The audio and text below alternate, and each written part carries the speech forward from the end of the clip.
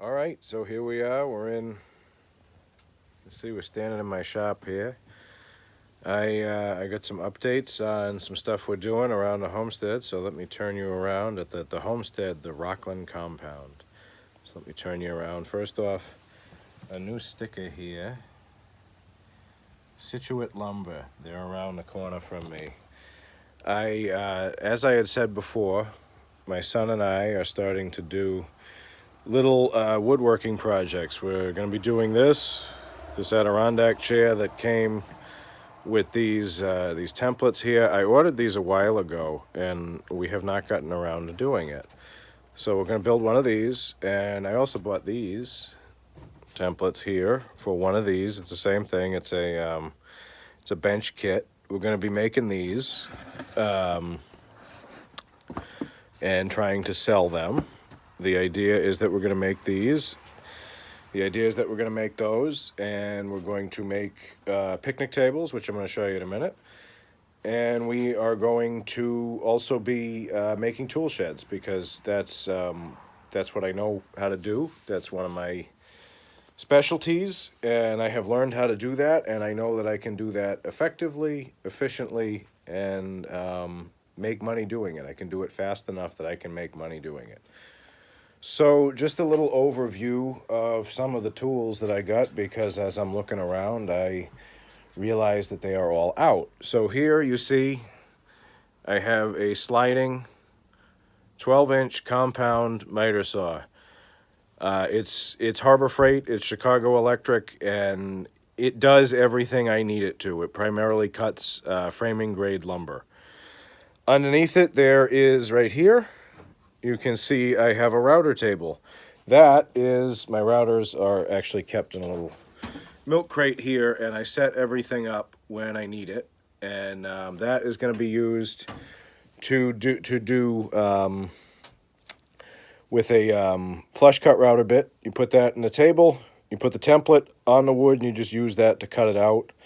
Underneath it is my table saw. That has cut miles and miles and miles and miles, and I am not kidding, of soffit, of the smart siding to make soffit for tool sheds.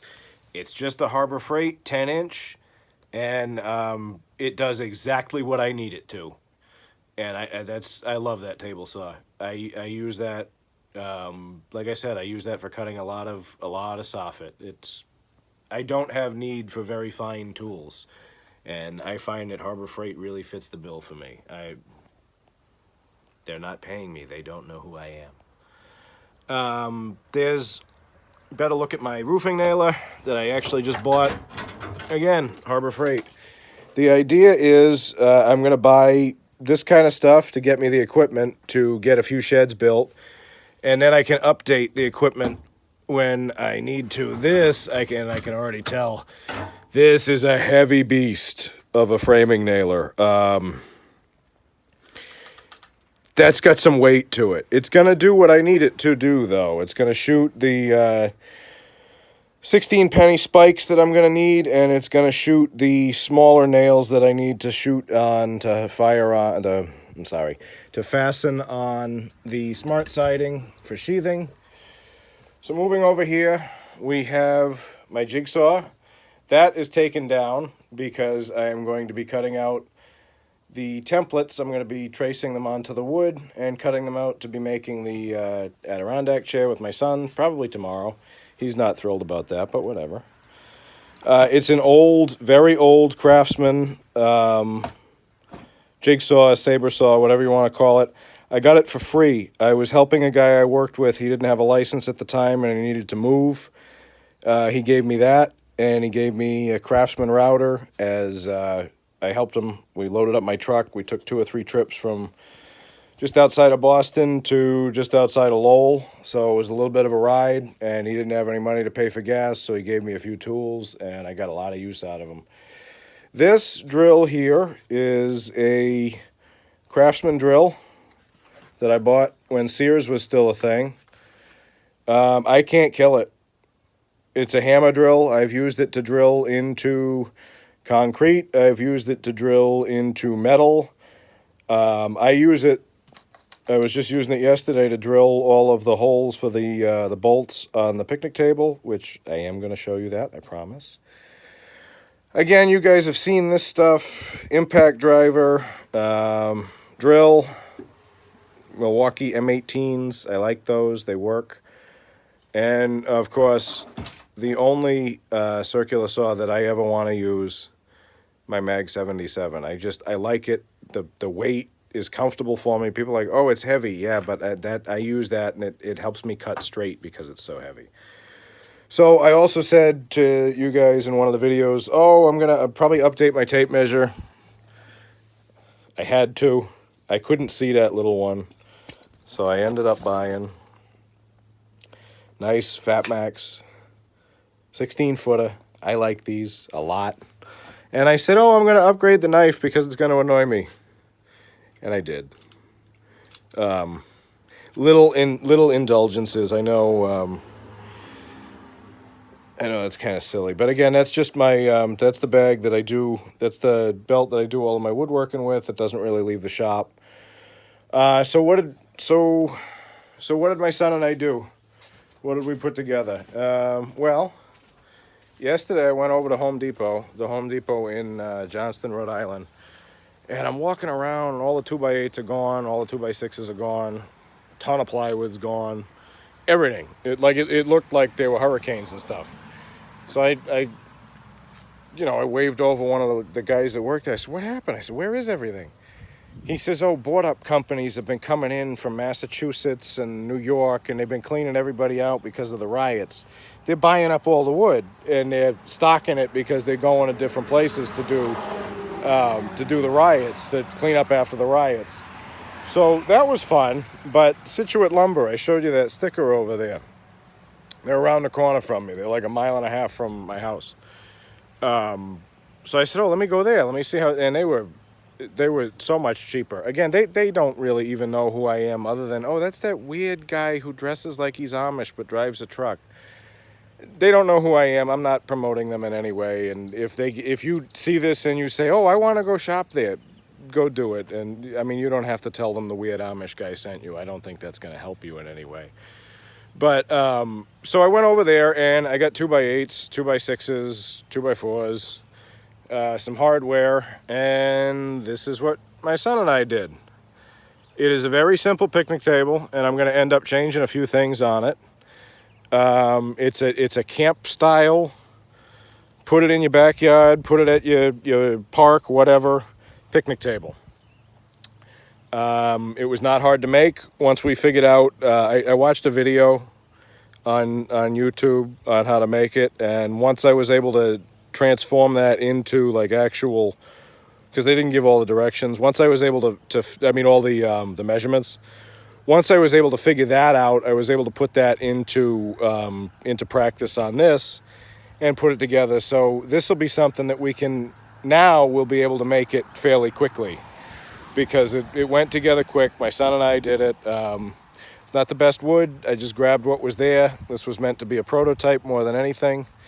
And we're happy with it. We like the way it came out. I got to do, like I said, I got to make that piece on the A-frame there. I got to make that longer so that it goes out under both the 2x6s. I trusted somebody in the comments of the video and made it, well, I didn't trust them. They said make it 60 inches. So I made it 62 inches, and it should be 72 inches. It should not be, it should go a full 6 feet, and then it'll go under both of those 2x6s. But that's why I built it, to learn from it and to make that mistake now before, hey, I'll build you a picnic table, and then I put it in somebody's backyard and they don't like it. So this is one of the things that we're going to do.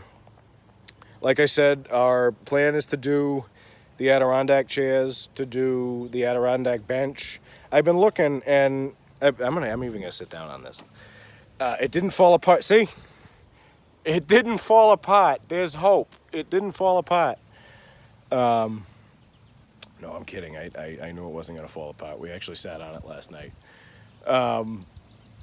I looked online and I found more templates, more cardboard templates to do more things like those things I showed you, like the Adirondack chairs there. So that's the kind of stuff that we're going to be doing. I'm probably going to add. I'm probably going to do a little Adirondack chair setup out here. This is just. This is my front lawn. There's the bunny pasture. All of this is dead grass. You can see there's a car going by. All of this is dead grass here because of the road, because they salt that road. This is it's a state access road. It's one of the main throughways. Like I said, you can ride this road all the way to Connecticut and all the way to Providence that way. So they keep it clear. It's an emergency route. Like all the ambulances use it. You'll see Foster going by here. You'll see everybody going by here. So it's one of those that it's kept open.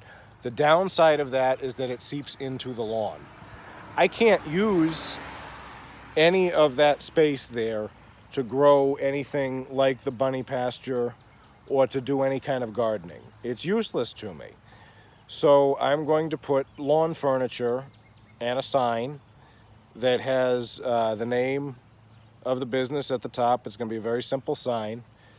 It's going to be plywood with a 2x4 frame and a 2x4 A-frame holding it up. And on both sides, it's going to say the name at the top. It's going to be white plywood, black lettering. Name at the top, Straw Hat, Shelters, and Crafts. Or Crafts and Shelters. Straw Hat, Crafts, and Shelters. Underneath that, it's going to say picnic tables, Adirondack chairs, benches, ask about tool sheds. And it's going to have my phone number. And that's going to be it. That's going to be what's on the lawn here. And I'm going to have a set of Adirondack chairs and probably the Adirondack bench and any other stuff that I make. And I'm just going to have it go across from here. You know, like there'll be a little setup of the chairs there, the bench there, and then on the other side of the driveway in front of where the greenhouse, that's going to be the greenhouse there. So up there, I'd have like another bench or something. And that'll be the extent of the advertising that I do from the house. There are local newspapers, and they cover our town, they cover the town next door, they cover the little villages in between. And they're free newspapers that you can pick them up at like the post office, at the A&W root beer stand has them. They're outside of hardware stores, things like, it's a free newspaper. You can take out an ad for like 6 months for $25. And the ad is literally going to be the same thing. It's going to be what the sign says. And it's going to list what I make. It's going to give my phone number. And that's all I'm going to do. I'm not going to get sucked into repairs. I'm not going to get sucked into, oh, the roof of my tool shed is leaking. I'm not going to get sucked into, oh, I have these Adirondack chairs that my father made in 1956, and now I want to rebuild them and I want them reimagined. I've had that before. I've done this kind of work before. I've made lawn furniture before, and I've got sucked into those things before. And oh, you're going to charge $200, and you end up spending $500 by the end of it because you have to buy a special router bit, and you have to buy special wood, and you have to spend this, and you have to buy this, and you have to buy that. What I'm going to do is stick to simple, fast, easy to put together, hard to screw up. Like I've said before, I am not an over-the-top woodworker. I'm not a cabinet maker. I am not, the fine woodworker sitting there with a chisel and getting little millimeter, tiny micrometer measurements and all that so my dovetails fit waterproof. No, I can cut dovetails. I don't like to. I don't want to. I have learned how. It does not appeal to me. This will make me sound bad, or it will make me sound lazy. It's too time consuming and it's too precise for me to enjoy it. I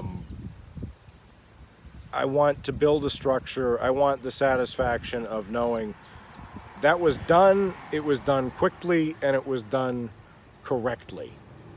So that's what I'm looking to do. And I have to go because my pastor is here.